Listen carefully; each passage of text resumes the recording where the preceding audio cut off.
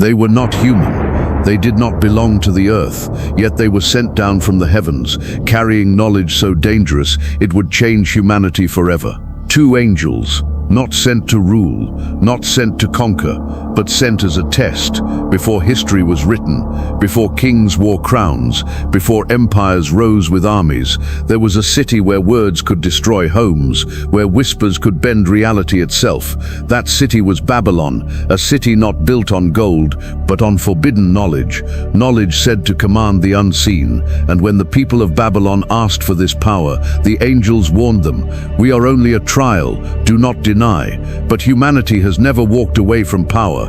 This is the story of Harut and Marut. Before we begin, remember to subscribe to the channel so you never miss stories like this, and comment below where you're watching from. We want to know our friends from all over the world. If you're ready, let's begin.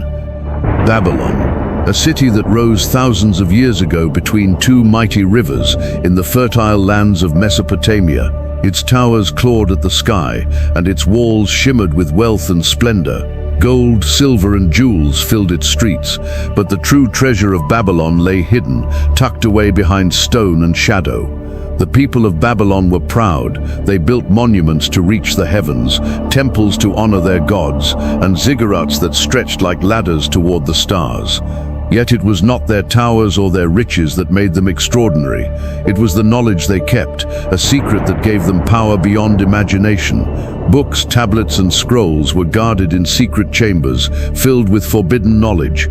Words that could curse, heal, or change destiny were written on fragile clay, passed only to those daring enough to wield them. Here, knowledge was both a gift and a weapon. The streets of Babylon whispered with mystery. At night, the wind carried chants from the temples, prayers that seemed ordinary to the untrained ear, but to those who understood, they were the oldest forms of magic. The priests and magicians knew the names of hidden forces, the secret patterns of the stars, and the strength of words when spoken with intent. Babylon's fame spread far and wide. Other cities envied its towers, its wealth, and its scholars, but they could not see the truth that lay beneath the surface, that in every street, every home, and every temple, the power of forbidden knowledge pulsed like a living thing. It was here, in this city of grandeur and shadows, that the two angels descended. Harut and Marut arrived not with the roar of armies or the glitter of gold, but with something far more dangerous: secrets. Secrets that humans were never meant to possess. And as the people of Babylon went about their daily lives, crafting pottery, trading goods, teaching children, praying in temples, they could not yet know that their city was about to be transformed. That the air they breathed would be thick with whispers of magic, temptation, and ambition. For in Babylon, knowledge was power, but power was a test, and soon every man, woman, and child would feel its weight. Harut and Marut did not announce themselves with trumpets or signs. They walked among the people silently, their presence subtle yet impossible to ignore. Eyes turned toward them, hearts quickened, but no one could fully grasp what they were. They were not kings, they were not conquerors.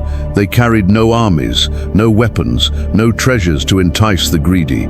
Instead, they carried knowledge, knowledge of the unseen, the hidden, the forbidden. The angels' mission was simple in words, but impossible in practice: to test humanity, to reveal the darkness in the hearts of men and women, to offer power, yet warn of the consequences that came with it. To every soul that approached them, they said the same words: "We are only a trial, do not deny." This warning was repeated endlessly, to the curious, to the ambitious, to the fearful. Harut and Marut did not demand obedience, but they made the choice clear. Those who accepted this knowledge would carry a burden far heavier than gold, far deadlier than swords. Some in Babylon listened with awe, some with fear, but many with desire. The angels taught not openly, but carefully. Each lesson was measured, each word a key to a power humanity had never held before. Names of hidden forces, rituals to summon what was unseen, words that could bend destiny itself. Yet for every secret shared, Harut and Marut repeated the warning: "We are only a trial." No one could ignore it. No one could pretend they had not been told, but curiosity is a dangerous thing. Ambition is heavier than gold, and the people of Babylon were tempted. They wanted control over fate. They wanted power over the unseen. They wanted to touch the edges of the heavens themselves, and so the angels' mission began. Not with battle or bloodshed, but with whispers and knowledge. The first seeds of forbidden power had been planted. Babylon, a city of towers and rivers, wealth and wonder, was about to face a test it was never prepared for. The angels were there to observe, to teach, to warn, but ultimately the choice was in human hands, and in those hands lay the beginning of chaos. At first, magic was subtle, a whispered word here, a symbol etched there. But soon its influence began to ripple through Babylon like water spilling over a dam. Some who learned it were cautious, respectful of the warning. "We are only a trial." Others ignored it, drawn by curiosity, greed, or the desire for power. The priests and magicians of Babylon began to gather in secret chambers, studying the rituals passed down by Harut and Marut. Words were spoken with precision, gestures traced in the air, symbols carved into clay. The air grew thick with incense, and the shadows of the ziggurats seemed to watch. Homes that once knew peace now felt tension. Families whispered in corners. Friends eyed one another with suspicion. For every success in magic, there was a price. A marriage broken, a heart corrupted, a friendship betrayed. Babylon's streets, bustling by day, became hushed at night. Strange chants echoed between the towers, and the winds seemed to carry murmurs of power and temptation. Some believed the stars themselves listened, that the universe bent in subtle ways to the will of those who knew the words. And the people, they could not resist. They wanted more. They sought to bend fate, to see the unseen, to wield the power that Harut and Marut had warned would be dangerous. The angels observed silently. Not once did they intervene. Not once did they change the path of those who chose to step further into darkness. Some Babylonian magicians began to summon spirits, communicate with forces beyond comprehension, and harness the energies of words and symbols. Their experiments were successful, sometimes terrifyingly so. Houses were cursed, rivals were struck with misfortune, even kings were not safe from the reach of these spells. But magic is never neutral, power always demands a cost. Those who sought control over destiny often found themselves controlled instead. Ambition, once small, grew into arrogance. Curiosity, once harmless, became obsession. Babylon began to divide. Some fled from the knowledge, returning to simple lives of trade and prayer. Others embraced it fully, intoxicated by the shadows it cast. And yet, Harut and Marut remained, their eyes quiet, their warning constant. "We are only a trial, do not deny." The city, once a beacon of wisdom and splendor, now trembled under the weight of its own ambition. The rivers that ran through Babylon reflected the glow of fires lit for rituals, of lamps burning late into the night, and of the silent despair of those who realized too late the danger of what they had learned. Magic had spread across the city like a veil, not fire to consume, not water to cleanse, but a shadow that altered everything it touched. Babylon had become a living testament. Knowledge is power, but forbidden knowledge is a burden that can break even the strongest hearts. As the magic of Harut and Marut spread, Babylon began to change. The city that once thrived on trade, learning, and devotion now teetered on the edge of chaos. Streets that had echoed with laughter and commerce were now filled with whispers of fear, envy, and temptation. Families who had lived in harmony for generations began to argue. Parents watched their children with suspicion. Siblings eyed one another as if a hidden force could turn loyalty into betrayal in an instant.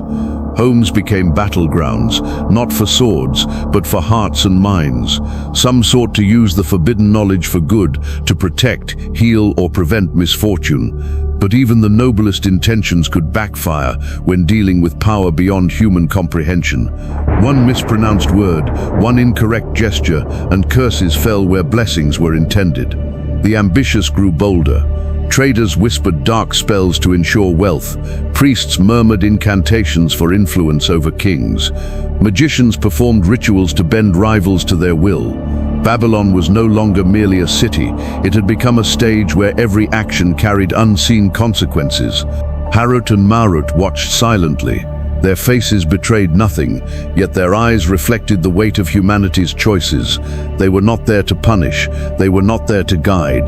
They were observers of a test that was unfolding exactly as intended. The warning was constant, repeated to every soul that dared to approach. We are only a trial, do not deny. Some heeded it. They withdrew from the shadows, leaving their ambitions behind, returning to lives of humility and faith. But many ignored it. The allure of power was too strong, the temptation of forbidden knowledge too irresistible. Soon, the streets of Babylon became divided. Those who embraced magic and the secrets taught by Harut and Marut stood apart, their eyes burning with ambition. Those who rejected it huddled together, wary, fearful of the invisible forces now at play. And yet, even the ambitious were not safe. Knowledge, once thought to be a tool, began to control them. Spells that promised wealth brought ruin. Rituals that promised protection invited misfortune. Hearts that sought power were poisoned by greed and envy. Whispers turned into arguments, arguments into conflict, and conflict into tragedy. Babylon's towers, once symbols of human achievement, now cast long shadows over homes shattered by mistrust. Temples, once places of devotion, became arenas of secret rites and dangerous experiments. The angels never intervened directly. They allowed the people to make their own choices, to face the consequences of their desires. Their presence was a silent reminder. Every action carries weight, every choice has a cost, and so the test continued. Babylon was no longer merely a city of rivers and towers. It had become a crucible. Within its walls, humanity's greatest wisdom met its deepest darkness. Every whispered word, every secret learned, every heart tempted by forbidden knowledge contributed to the city's unraveling. The people had been given a choice, a trial. Some rose above temptation, others succumbed. And in that moment, Babylon was transformed forever. The angels departed. What they left behind was not destruction, but a lesson. Some survived with wisdom, others fell to the shadows they welcomed. This story is not just history. The temptation remains. The trial continues. Every time forbidden shortcuts tempt us, every time power is sought without humility, we stand where Babylon once stood. Babylon fell, not because of fire, not because of war, but because of the human heart. Harut and Marut did not force anyone to choose. They warned, they waited, and they watched. The true danger was never the angels. It was the desire to control what belongs only to the unseen. Because when knowledge is taken without humility, when power is chased without restraint, it does not elevate the soul, it exposes it. Babylon is gone, but the test remains. Every time we reach for shortcuts, every time we want power without patience, every time we are tempted by what should remain hidden, we stand where Babylon once stood, and the question is the same. Will we walk away, or will we reach for what we cannot carry? If you want more stories like this of prophets, righteous servants, and the hidden chapters of Islamic history, make sure you subscribe and like the video.